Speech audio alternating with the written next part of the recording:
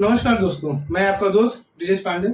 आप सबका एक बार फिर स्वागत करता हूं मेरे YouTube channel market Mantra with Brijesh में। तो दोस्तों, आज के हम इस वीडियो में रिटेल शेयर इन्वेस्टर जो मार्केट में नए हैं या जो मार्केट में नया आए, नया शेयर मार्केट में काम कर रहे हैं, तो उन्हें किन चीज़ों का ध्यान रखना चाहिए और किस बातों को अपने दिमाग में रख के अपना पोर्टफोलियो बिल्ड करना चाहिए, कैसे कौन से वो पॉइंट्स हैं जिसको ध्यान में रखकर वो अपने शेयर्स खरीदें, तो वो आने वाले समय में अपना अच्छा प्रॉफिट गेन कर सकते हैं और मार्केट में रिटर्न कमा सकते हैं। इस चीज़ को आज समझेंगे दोस्तों। जो रिटेल इन्वेस्टर बार बार गलती करते हैं, तो मेरे जो 16-17 साल का एक्सपीरियंस है, प्लस दूसरे क्लाइंटों ने मेरे जो गलतियां की हैं, तो उनकी गलतियों से मैंने जो सीखा है, उन एक्सपीरियंस में आपके साथ में शेयर करूंगा।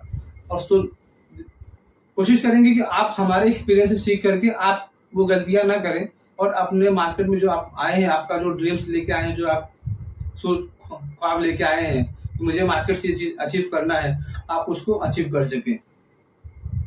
तो दोस्तों, वीडियो शुरू करते हैं, बट उससे पहले रिक्वेस्ट करना चाहूंगा, अगर आप मेरे चैनल में पहली बार आए हैं तो प्लीज चैनल को सब्सक्राइब जरूर कर लीजिए और बेल आइकन को जरूर ऑन कर दीजिए दोस्तों, सो दैट कि आगे चल के जब भी मैं नए वीडियोस बनाऊं या अपलोड करूं, सबसे पहले उसका नोटिफिकेशन आपको आए और आप उस वीडियो को देख सकें।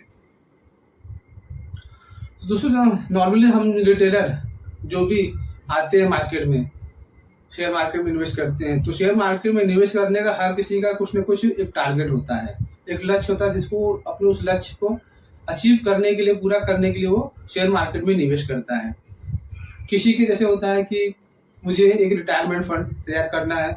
जब मैं मेरे नौकरी से, काम धंधे से रिटायरमेंट हूँ, तो मेरे पास एक अच्छा खासा फंड हो, जिसके वो उस पैसे पे मैं मेरी रिटायर लाइफ जो है, रिटायरमेंट की लाइफ जो मैं अच्छे से जी सकूं, अच्छे से उसका यूज कर सकूं।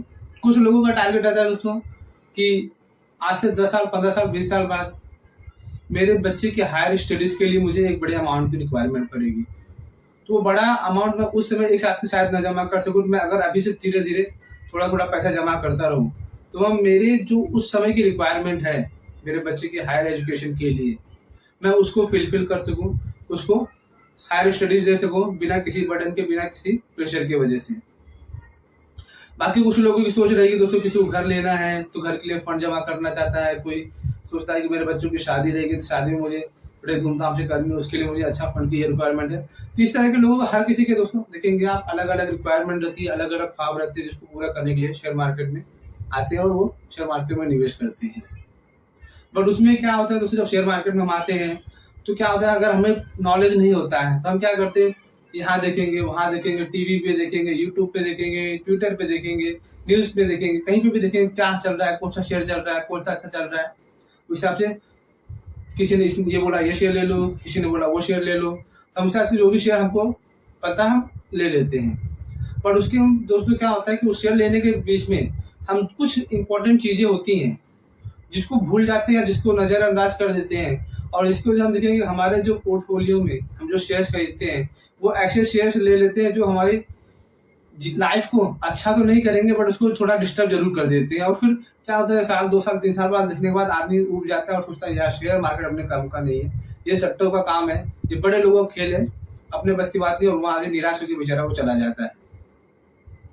तो आज के हम इस वीडियो में वही चीज को कोशिश करेंगे, आप जो ये गलतियां हो रही हैं लोगों की, उसको क्लियर कर सके और किस चीजों को ध्यान में रखकर आप पोर्टफोलियो बनाए, तो आपका पोर्टफोलियो पक्का ग्रो करेगा दोस्तों।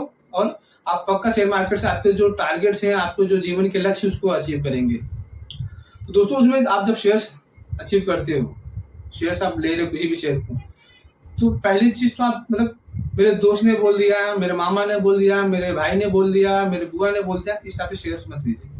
आपको ठीक है, हर कोई रेकमेंड करता है, बताता है अपने हिसाब से, आपको शेयर उसने रेकमेंड किया, आप सुनिए, आप सुनिए के बाद उसको थोड़ा एनालाइज कीजिए। और मैं आज आपको जो बता रहा हूँ, ऐसा नहीं मतलब बहुत टेक्निकल या बहुत डीप चीज बताने वाला हूँ। आप ये नॉर्मल चीज आप करोगे ना, तो आपको भी ये समझ में आ जाएगा। आपको इतना ज्यादा कुछ पढ़ाई लिखाई की, बहुत ज्यादा ज्ञान की जरूरत नहीं है इसके लिए। तो क्या होता है, अगर आप कोई शेयर्स ले रहे हो फॉर एग्जाम्पल, तो सबसे पहले आप उस शेयर्स का देखिए किस सेक्टर में ग्रोथ कर है कि नहीं है। अगर फॉर एग्जाम्पल आप जो शेयर्स ले रहे हो, तो उस शेयर के उस सेक्टर में ग्रोथ है कि नहीं है। जैसे फॉर एग्जाम्पल मैं कोई शेयर लिया, टाटा मोटर लिया मैंने। अब टाटा मोटर अगर मैं ले रहा हूँ, मुझे ये देखना चाहिए क्या ऑटो सेक्टर में आने वाले समय में ग्रोथ होगा या नहीं होगा, क्या ये सेक्टर आगे चल के परफॉर्म करेगा कि नहीं करेगा। क्योंकि अगर ऑटो सेक्टर परफॉर्म करेगा तो मेरा शेयर भी परफॉर्म करेगा, मेरे शेयर की भी प्रॉफिटेबिलिटी बढ़ेगी, मेरा शेयर भी प्रॉफिट कमाएगा, तो फिर मेरे शेयर का भाव बढ़ेगा। तो सबसे जरूरी होता है कि आप जब कोई शेयर्स ले रहे हो तो आप देखो क्या आपका शेयर ग्रोथ सेक्टर का है कि नहीं है। और उसमें ग्रोथ में आप देखिए सेक्युलर ग्रोथ, जो लगातार ग्रोथ होते रहते हैं। अब सेक्युलर ग्रोथ में आप बोलेंगे दोस्तों तो क्या होता है, सेक्युलर ग्रोथ में आपका कंज्यूमर सेगमेंट आता है, बैंकिंग फाइनेंशियल्स आते हैं, कंज्यूमर सेगमेंट। बाकी अगर आप देखेंगे जैसे आपने फॉर एग्जांपल कोई आपने साइक्लिकल बिजनेस का ले लिया शेयर, फॉर एग्जांपल आज के समय में मैं एग्जांपल के लिए खाली बोल रहा हूँ कि आपने टाटा स्टील ले लिया। टाटा स्टील कैसा है दोस्तों, ये मेटल सेक्टर का बहुत कंपनी है। तो मेटल सेक्टर जो आता है वो साइक्लिकल होता है। क्यों? क्योंकि मेटल में एक समय में काफी समय के बाद उनके भाव बढ़ते और तेजी आती है, तो वहां पे आप देखेंगे उन शेयरों में तेजी आ जाती है, नहीं तो फिर 2 साल 3 साल ये शेयर सब ठंडे रहते हैं। फिर क्या होता है, वही होता है कि आदमी किसी के बोलने पर आज के दिन पे कोई शेयर अच्छा चल रहा है तो उसको ले लिया, बट आगे जब वो शेयर नहीं चलता है तो वहां पे आदमी फंस जाता है और फिर निकाल देता है और सोचता है हमारे बस की बात नहीं है। तो आप जो भी शेयर्स लीजिए, आप ग्रोथ सेक्टर लीजिए और साइक्लिकल ग्रोथ वाला लीजिए, एक चीज तो ये। दूसरा, आप उसमें क्राइटेरिया डालिए कि आप जो शेयर्स ले रहे हो तो क्या वो जो कंपनी जिसका भी आप शेयर ले रहे हो क्या वो प्रॉफिटेबल है या नहीं।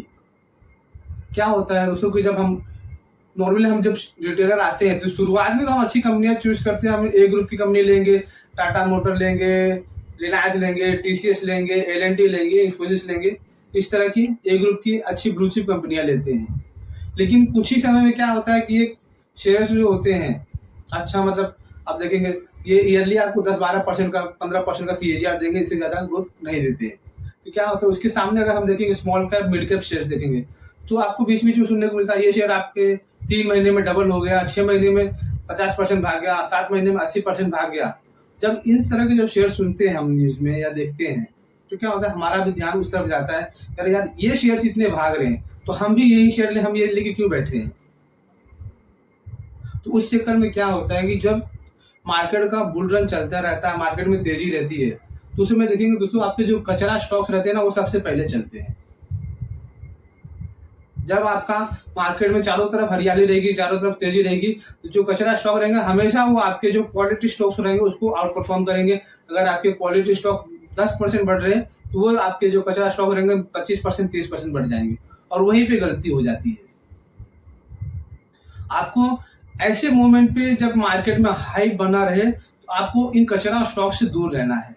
अगर आप कचरा स्टॉक कोई ले रहे हो, आप कोई भी XYZ शेयर लो तो सबसे पहले देखो क्या वो कंपनी प्रॉफिट कमा रही है क्या। और प्रॉफिट कमा रही है तो ऐसा ना खाली इसी क्वार्टर में प्रॉफिट कमाई है बाकी कंटिन्यूसली पीछे लॉस कर रही हो। तो आप जब कभी कोई भी शेयर ले रहे हो कोई भी कंपनी का, उसमें आप देखिए क्या उसके प्रॉफिट में कंटिन्यूटी है, वो लगातार प्रॉफिट कर रही है या नहीं कर रही है। अगर कोई कंपनी लगातार प्रॉफिट कर रही है तो आपको पैसा बनेगा, तो उसमें आपका ग्रो होगा। अदरवाइज अगर कोई कंपनी लगातार 5 साल 6 साल 4 साल से लॉस कर रही है और सडनली 1 क्वार्टर 2 क्वार्टर ऐसा आ जाता है जिसमें किसी भी कारण से उनके प्रॉफिट लॉस में उनको प्रॉफिट दिखता है या प्रॉफिट मिलता है, तो ये शेयर्स आपको नहीं पैसा बनाएगा, क्योंकि आगे चल के वापस उनका वही डाउन ट्रेंड चालू हो जाता है और हम जैसे निवेशक उस हाई पे उस शेयर में फंस जाते हैं और फिर जिंदगी भर रोते रहते हैं। तो आपको ये चीज देखना है, पहला आपका स्टॉक्स ग्रोथ सेक्टर का है नहीं। दूसरा, प्रॉफिटेबिलिटी देखिए कि कंपनी प्रॉफिट कर रही है या नहीं कर रही है। फिर तीसरा दोस्तों पॉइंट आप ध्यान दीजिए किसी भी कंपनी के ऊपर कि क्या वो उस कंपनी के ऊपर कर्जा कितना है। दोस्तों अच्छी अच्छी कंपनियां मार्केट में आप देखेंगे कि उनके कर्जे की वजह से बर्बाद हो जाती है, डूब जाती है। अगर कोई कंपनी ऐसी है मार्केट में जो खाली कर्जा लेके ग्रो कर रही है बट उसके सामने उसका उतना प्रॉफिट नहीं कमा रही, उतना पैसा नहीं आ रहा है, तो देखेंगे आप दोस्तों ऐसी कंपनियां साल 2 साल बाद मार्केट्स में गायब हो जाएंगी। फॉर एग्जाम्पल जैसे आपको मैं बोलता हूँ, अब जेट एयरवेज देखिए, इस कंपनी ने क्या किया, कर्जा लेके दूसरी कंपनियों को टेक ओवर किया, मर्जर किया, और आज के दिन पे कहाँ गायब हो गई। आप सुजलॉन के देख लीजिए, सुजलॉन ने लगातार कर्जे लिए और पिछले 10 साल से देखेंगे, पिछले 10 साल से इसने अपने निवेश को कुछ नहीं रिटर्न दिया और ये अभी भी अपने निवेश को माइनस में रखी। क्यों? क्योंकि इन्होंने ग्रोथ करने के लिए लगातार कर्जे लिए, बट उस कर्जे के सामने उनका प्रॉफिट उतना नहीं बढ़ा, जिसकी वजह से कंपनी का आज ये हाल है। तो ऐसे मार्केट में दोस्तों हजारों कंपनियां हैं और आप देखेंगे जब मार्केट में तेजी होती है तो ये सब कंपनियां बहुत तेजी से बढ़ती हैं और उसी समय हमारे छोटे जो रिटेल इन्वेस्टर्स होते हैं वो फंस जाते हैं। आप जब देख रहे हैं तो देखिए, आप उस जिस कंपनी का शेयर ले रहे हो उसके ऊपर कर्जा कितना है, क्या ये पिछले साल 2 साल 6 महीने में अपने कर्जे को कम कर रही है या बढ़ा रही है, या उसके ऊपर कोई कर्जा नहीं है। दोस्तों जिस कंपनी के ऊपर जितना कम कर्जा रहेगा और उनका प्रॉफिट मार्जिन रहेगा वो कंपनी आपको उतना पैसा कमा के देगी। तो 3 चीज आपको जो है अभी तक समझ में आ गई होगी सबको, कि आपको ग्रोथ देखना है, प्रॉफिट देखना है और कंपनी का कर्जा देखना है। चौथा पॉइंट दोस्तों आपको देखना है कि लॉन्जिबिलिटी थी। आप जिस भी कंपनी का शेयर ले रहे हो तो उस कंपनी का लॉन्जिबिलिटी क्या है, क्योंकि देखो आप जब शेयर लेते हो तो आपका टारगेट होता है 5 साल 10 साल 15 साल 20 साल का, आपके लंबे टारगेट होते हैं। लंबे टारगेट में आप ये देखिए कि आप जिस कंपनी का शेयर ले रहे हो क्या उस समय तक, उतना समय लंबे समय तक जिंदा रहेगी क्या, उस सेक्टर में उस बिजनेस में इतनी लॉन्जिबिलिटी है, वो कंपनी लगा उस सेक्टर में 10 साल 15 साल 20 साल ग्रोथ रहेगा क्या। अगर आपको उस कंपनी में ऐसा कुछ भी कारण दिखता है कि आज के दिन पे तो ये फ्लेवर में है, आज के दिन तो ये सेक्टर फ्लेवर में है, इसमें ग्रोथ दिख रही है, बट हो सकता है 2 साल बाद 3 साल बाद आपको वो फ्लेवर ना दिखे, आपको उसमें उतनी ग्रोथ ना दिखे, तो आपको ऐसी कंपनियों को अवॉइड करना है जो आपको लॉन्जिबिलिटी नहीं दिखाती। क्योंकि देखो शेयर मार्केट कैसा होता है, उसको 2 साल 3 साल का आगे का फॉरवर्ड जो है उसको डिस्काउंट करके चलता है। अगर कोई कंपनी 2 साल 3 साल बाद उसका भविष्य नहीं दिखता या अंधकार में दिखता है तो शेयर मार्केट क्या करेगा, आज तो शायद उसको पैसा देगा लेकिन बहुत ही जल्द उसको वो डिस्काउंट करना चालू कर देगा और फिर आपको समझ में नहीं आएगा कि क्या हुआ, मेरा ये शेयर अभी तक तो इतना अच्छा चल रहा था, आज के दम में ग्रोथ भी आ रही है बट फिर भी शेयर का भाव घट रहा है। क्यों? क्योंकि शेयर मार्केट के जो बड़े निवेशक होते हैं वो आज या 2 4 6 महीना 8 महीने का 1 साल के व्यू से नहीं निवेश करते उस लोग। उनका जो निवेश का नजरिया रहता है हमेशा 2 साल 5 साल 10 साल का रहता है। 2 साल 5 साल 10 साल बाद इस कंपनी यहाँ से कहाँ पे खड़ी रहेगी। तो आप जब इस नजरिए से ग्रोथ इन्वेस्टमेंट करोगे कि मेरा जो शेयर है, मेरी जो कंपनी है वो 2 साल 5 साल बाद यहाँ से कितना प्रॉफिट कमाएगी, कहाँ पे खड़ी रहेगी, तो आप शेयर से पैसा कमाओगे तो आपको पैसा बनेगा। अदरवाइज आपने शॉर्ट टर्म व्यू ले लिया कि 6 महीने में आज तो पैसा कमा रही है, 3 साल बाद देखेंगे, आज तो हम कंपनी कमा रही है, आज ले लो आगे भी कमाएगी। तो आप देखेंगे दोस्तों, आप जहां पे लोगे वहां से आपका भाव थोड़ा हार्डली 10-15% मूव करेगा और वहीं से नीचे आ जाएगा। और 10-15% मूव में क्या होता है दोस्तों, हम रिटर्न को ये समझ में नहीं आएगा, किसी को भी नहीं समझ में आएगा कि कौन से शेयर प्राइस का भाव क्या हाई है क्या लो है। कोई टॉप और कोई बॉटम नहीं पकड़ सकता दोस्तों। तो जब आपके भाव से 10% 12% का रिटर्न मिलता रहेगा तो आप उसमें प्रॉफिट नहीं बुक कर पाओगे, और वहां से भाव जब नीचे आ जाएगा तो आप सोचोगे जब प्रॉफिट बुक करने के लिए करें यार मेरे को 10% मिल रहा था, अब तो मेरे को 2% या 3% मिल रहा है, अब 10% आएगा तो मैं बेच के निकल जाऊंगा। फिर वो 10% कभी नहीं आता है दोस्तों और आप उसमें लगातार फंसे रहते हो। तो आप इन 4 चीजों का ध्यान रखिए दोस्तों। आपको जो शेयर्स ले रहे हो ग्रोथ सेक्टर का शेयर लो, दूसरा आपका प्रॉफिटेबिलिटी देखो, तीसरा डेट देखो, चौथा लॉन्जिबिलिटी देखो, और 5वां चीज मैं एक चीज और पॉइंट बोलना चाहूंगा दोस्तों। आप अगर ये पॉइंट भी आप पकड़ के चलोगे, ये 5 पॉइंट पे आप खाली इन 5 क्राइटेरिया पे अगर आपने आपके शेयर्स चूज कर रहे हो तो आपको मार्केट से पैसा कमाने के लिए कोई नहीं रोक पाएगा। 5वां पॉइंट जो है दोस्तों वो है कंपनी का शेयर होल्डिंग पैटर्न। आप जब शेयर्स ले रहे हो तो कंपनी का शेयर होल्डिंग पैटर्न भी एक बार जरूर देखो। वो आपको इजीली आज के दिन पे दुनिया भर की वेबसाइट है जहाँ से आपको मिल जाएगा। आप मनी कंट्रोल, एनएससी, बीएससी या दूसरे और भी साइट्स हैं जहाँ से आपको पता चल जाएगा कि इस कंपनी में शेयर होल्डिंग जो है किसका कितना शेयर होल्डिंग है। उसमें शेयर होल्डिंग में आप 2-3 चीजें देखिए, क्या उस कंपनी में उस कंपनी के प्रमोटर का कितना स्टेक है। ऐसा तो नहीं कि उस कंपनी में प्रमोटर का निवेश ही नहीं है, बाकी पूरी दुनिया लेके बैठी है। तो आप इन चीज को देखिए। प्लस उस कंपनी के शेयर्स में बड़े जो इंस्टीट्यूशनल इन्वेस्टर होते हैं, जिनको कंपनियों की अंदर की इंफॉर्मेशन होती है, जिन्होंने कंपनियों के मैनेजमेंट से मिलकर उनके आगे का भविष्य का प्लान लेते हैं, आगे वो क्या करने वाले, कैसे करने वाले, इसकी जानकारी लेते हैं और उनका निवेश है कि नहीं है, एफआईएस और डीआईएस का कितना उसमें निवेश है। अगर कोई कंपनी है जिसमें एफआईएस, डीआईएस और प्रमोटर इन तीनों का अच्छा शेयर होल्डिंग पैटर्न है, तो आप देखेंगे ये कंपनियां मार्केट में परफॉर्म करती हैं और उनमें ग्रोथ होता है। अगर कोई कंपनी या कोई शेयर ऐसा है जिसमें पब्लिक की होल्डिंग बहुत ज़्यादा है और मार्केट में बहुत ज़्यादा उसका होल्ड है, बहुत ज़्यादा नाम है, तो आप देखेंगे 95% मैं बोलूँगा दोस्तों, या 99% ऐसे शेयर में पैसा नहीं बनता है। फॉर एग्जाम्पल आपको मैं बताता हूँ, आप यस बैंक पकड़ लीजिए। यस बैंक के आज के दिन पे 5,000 करोड़ से ज्यादा शेयर पब्लिक के पास है और आज के दिन पे हर निवेशक उसको लेके बैठा है। वो क्यों लेके बैठा है? एक समय यस बैंक 400 था, आज 15 रुपये में चल रहा है। जो वापस से नहीं 400 जाएगा, बट 100 रुपये तो जाएगा। इसी होप में, इसी उम्मीद में हर रिटेल निवेशक यस बैंक का शेयर लेके बैठा है। और उसी शेयर में क्या हो रहा है दोस्तों, जितने एफआईएस, डीआईएस इंस्टीट्यूशन है वो अपने शेयर्स बेचते जा रहे हैं। लेकिन दोस्तों यस बैंक में मुझे कोई उम्मीद नहीं लगती कि यस बैंक यहाँ से आपका पैसा बनाएगा, आपको जो रिक्वायरमेंट। हाँ, यस बैंक में यहाँ से मुझे डाउन साइड भी नहीं दिखता है, यहाँ से यस बैंक डाउन भी होगा। 14-15 रुपए का शेयर है, यहाँ से और क्या डाउन होगा, डाउन साइड नहीं है। बट अप साइड भी दोस्तों, अब जो हमारे इंस्पिरेशन है, जो हमारे सपने हैं, उसको पूरा कर सके यस बैंक में वो दम भी नहीं है।